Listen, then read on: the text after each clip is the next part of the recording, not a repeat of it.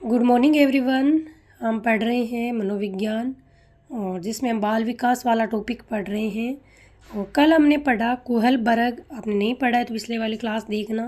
और आज हम पढ़ेंगे क्रोनबेक का जो नैतिक विकास का सिद्धांत है उसको हम देखने वाले हैं क्रोनबेक के बारे में, क्योंकि कोहलबर्ग, क्रोनबेक और जीन प्याजे, ब्रूनर, ये बाल विकास में जो इन्होंने सिद्धांत दिए थे, अवस्थाएं या चरण बताए थे, उनमें से पर्सन बनते हैं।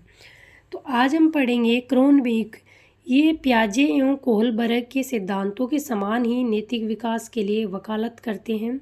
मतलब इन्होंने जो क्रोनबेक थे, उन्होंने जो प्याजे ने और कोहलबर्ग ने जो सिद्धांत दिए थे उसी के हिसाब से उन्होंने अवस्थाएं विभाजित करी और उन्हीं के हिसाब से चले।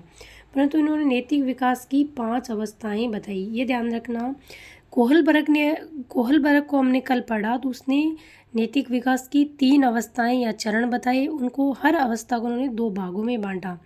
और क्रोनबेक ने 5 अवस्थाएं बताई। कई बार सीधा ही प्रश्न बन जाता है कि कोहलबर्ग ने नैतिक विकास की कितनी अवस्थाएं बताई, या क्रोनबेक ने कितनी बताई, या जीन प्याजे ने संज्ञानात्मक विकास का जो सिद्धांत दिया था उसमें उन्होंने कितनी अवस्थाएं बताई। तो कोहलबर्ग ने 3 बताई, क्रोनबेक ने 5 बताई और जीन प्याजे ने 4 अवस्थाएं बताई। इसमें देखते हैं कि इन्होंने 5 अवस्था में क्या बताया और किस प्रकार बच्चे में नैतिक डेवलपमेंट होता है, मोरल डेवलपमेंट होता है, उसके बारे में हम देखने वाले हैं। सब 1 नंबर इन्होंने बताया पूर्व नैतिक अवस्था। इसके जो आपका टाइम है वो 0 से 2 वर्ष। इनके अनुसार, मतलब क्रोनबेक के अनुसार, इस आयु में बालक में किसी प्रकार का कोई नैतिक आचरण संभव नहीं होता। आपसे पूछे कि क्रोनबेक के अनुसार कौन सी अवस्था में बालक में नैतिक आचरण संभव नहीं होता, तो पूर्व नैतिक अवस्था 0 से 2 वर्ष तक क्रोनबेक ये कहते हैं कि बालक में कोई भी किसी प्रकार का नैतिक आचरण नहीं होता है और नहीं पैदा भी नहीं किया जा सकता। दूसरी अवस्था, कई बार इनकी अवस्था के सीधे नाम पूछ लिए जाते हैं। इन्हें आपको क्रोनबेक की 3 अवस्थाएं देंगे। एक किसी मनोवैज्ञानिक की ओर देखिए, पूछेंगे कौन निम्न में से कौन सी क्रोनबेक की नहीं है। तो दूसरी इनकी है स्व केंद्रित अवस्था।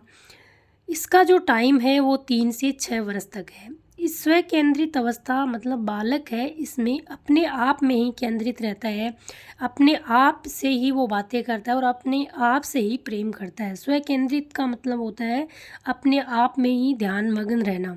आपने देखे होंगे 3 से 6 वर्ष तक के बच्चे हैं, वो अपने आप से ही पूरे दिन खेलते रहते हैं, कुछ ना कुछ करते रहते हैं।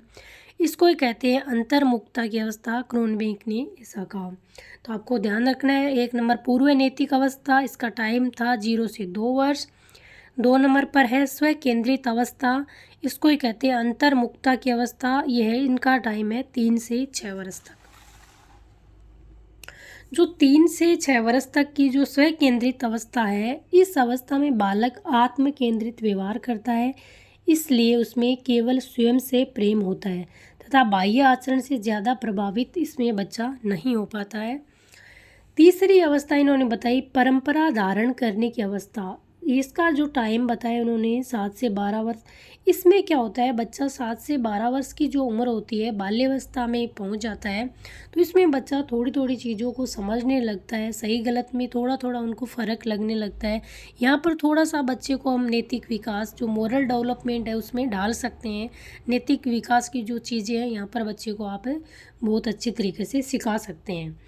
इस अवस्था में बालक परंपराओं को समझने लगता है, उनके अनुसार स्वयं के आचरण करने लगता है। मतलब बहुत सारी परंपराएं, जैसे मतलब किसी को देख के इसमें क्या वैसा ही आचरण करना, वैसा ही व्यवहार करना, उसका जैसा काम करना, इसमें बच्चा करने लगता है। चौथी है आधारहीन आत्मचेतना की अवस्था। इसमें कोई आधार नहीं होता, आधारहीन होती है आत्मचेतना की अवस्था, किशोरावस्था। क्रोनबेक के अनुसार, आपसे पूछे कि क्रोनबेक के अनुसार आधारहीन आत्मचेतना की अवस्था कौन सी अवस्था को कहा, तो किशोरावस्था को। इस अवस्था में बालक किशोर जो व्यवहार करता है उसमें उसे इस बात का संशय रहता है कि वहाँ वह सही है या नहीं। इसमें जो क्या होता है, आधारहीन होता है। बच्चा जो भी काम करता है उसको डर और भय बना रहता है कि क्या मैं काम कर रहा हूँ वो सही है या गलत है। तो इस प्रकार का उसमें संशय बना रहता है। 5वीं जो आपकी अवस्था है वो है आधार युक्त आत्मचेतना की अवस्था, प्रौढ़ावस्था। इस अवस्था में बालक पूर्ण व्यापक हो जाता है। क्या होता है? आधार युक्त आत्मचेतना की अवस्था, प्रौढ़ावस्था में एक बालक पूर्ण रूप से परिपक्व हो जाता है, व्यापक हो जाता है, उसमें मैच्योरिटी आ जाती है। तो एवं वह कार्य के इस अवस्था में बालक पूर्ण व्यापक हो जाता है एवं वह कार्य के क्या परिणाम होंगे जानने लगता है। बिल्कुल प्रौढ़ावस्था में वो पूर्ण परिपक्व होता है, उनको पता होता है कि जो भी काम करेंगे, जो भी कार्य करेंगे, उसका क्या परिणाम निकल सकता है। पूर्ण चेतना के साथ कार्य करता है। इसमें क्या होता है? पूर्ण चेतना के साथ कार्य करते हैं। तो ये थी आपकी क्रोनबेक की जो नैतिक विकास की 5 अवस्थाएं। इसमें एक बार इनको हम वापस रिपीट करते हैं।